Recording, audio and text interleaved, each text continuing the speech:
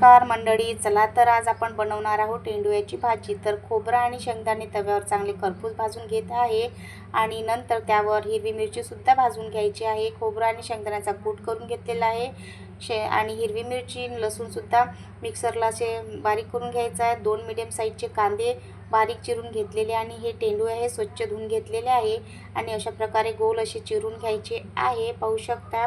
आणि आता कढई गॅसवर ठेवून देऊया आणि आता त्यामध्ये 3 माप तेल टाकलेले आहे। तेंडुळ्याच्या भाजीसाठी बऱ्यापैकी तेल टाकावे लागते मंडळी।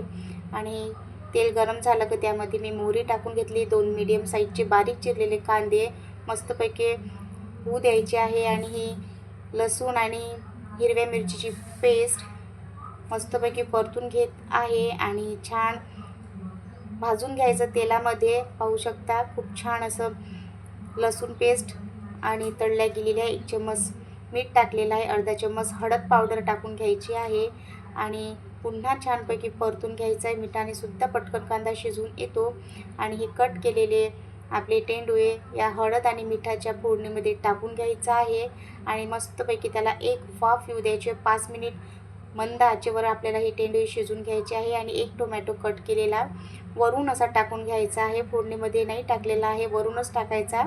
आणि 1 चम्मच लाल तिखट मस्तपैकी वरून पसरून दिलेली आहे आणि पाहू शकता छान अशी आपली तेंडुळे मस्तपैकी शिजून आलेली आहे। आणि आता त्यामध्ये 2 चम्मच शेंगदाणे आणि खोबऱ्याचा कूट टाकून घेत आहे, 1 चम्मच धणे पावडर, अर्धा चम्मच गरम मसाला आणि वरून सांबार असा पसरून दिलेला आहे आणि छानपैकी पाहू शकता भाजी मस्त दिसत आहे आणि मस्त तेंडुळ्याची भाजी खायला लागते। पुन्हा एक वाफ येऊ देऊ आपण छानपैकी आणि हे पहा मस्त वाफ आलेली आहे आणि परतून घेत आहे, पाहू शकता।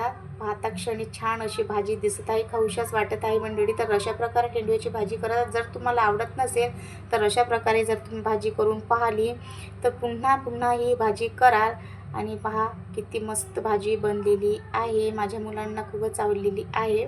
तर ही भाजी करून पहा, अशा प्रकारे पाहू शकता। खूप छान अशी चवीला आंबूस अशी तेंडुळे लागते आणि माझी व्हिडिओ तुम्हाला आवडत असल्यास लाईक करत जा, शेअर करा, सबस्क्राईब करा आणि कमेंटसुद्धा करत जा मंडळी।